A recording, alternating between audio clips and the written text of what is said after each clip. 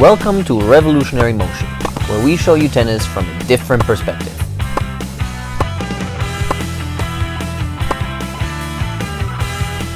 When your coach tells you to open or close your racket, here's what they mean. Let's say you're hitting a lot of balls really high over the net and your coach is trying to correct that. They're going to try to tell you to close your racket. Closing your racket means the surface area that you will use to hit the ball, so for example for me on my forehand it will be this side of the racket, is pointing too high up. So by closing the racket, I'm trying to point it more downward. So closing the racket means moving the surface area into a position where it points more towards the ground. While opening the racket means that the surface area you're going to try to hit the ball with is supposed to start moving upward. So when your coach tells you to close the racket, what they're usually trying to tell you is that you're trying to hit the ball too high, maybe not on purpose, maybe intuitively, and that your racket is pointing up too much. So during the contact point, you want to make sure that your racket is not pointing up as high into the sky, but is pointing more down.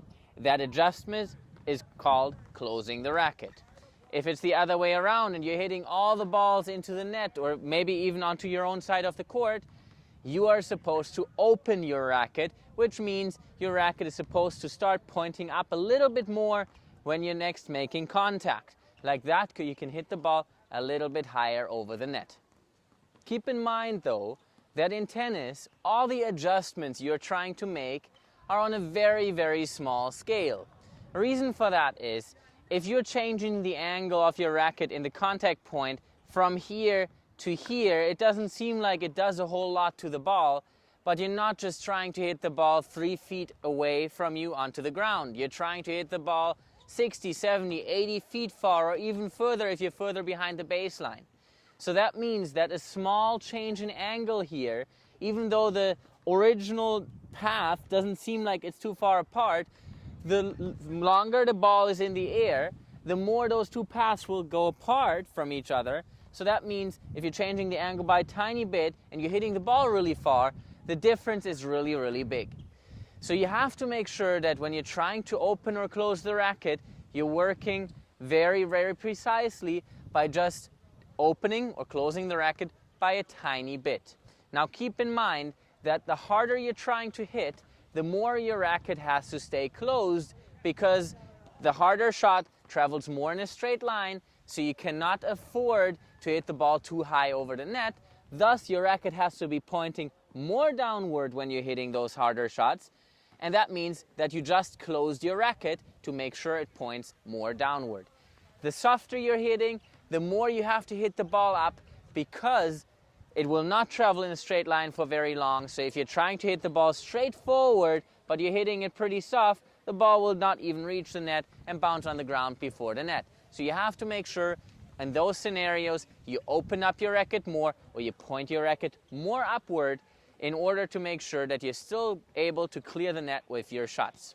Now here in the first example, you can see how I'm opening my racket quite a lot, pointing it up to the sky, and as a result the ball goes pretty high over the net. Now for the second shot, I'm trying to close my racket a bit more so the ball gets kind of lower over the net, where it should be, considering how hard I'm hitting it here. And in the last example, I'm trying to close my racket way too much to show how the ball goes way too low under the net here, and it doesn't work out very well. One last thing to keep in mind, make sure that you are not trying to open or close the racket by changing your grip. Okay, it's very important that you keep the same grip that your coach taught you in the beginning, be it a semi-western grip in most cases, or maybe a little bit more towards an eastern or western grip. Either way, you want to keep the same grip for your forehand as you always do. You just want to make sure that during the swing, you keep your racket a bit more closed or a bit more open by working with your wrist and forearm, rather than changing the grip instead. Hope you enjoyed this video. Please like and subscribe, and we'll see you guys soon.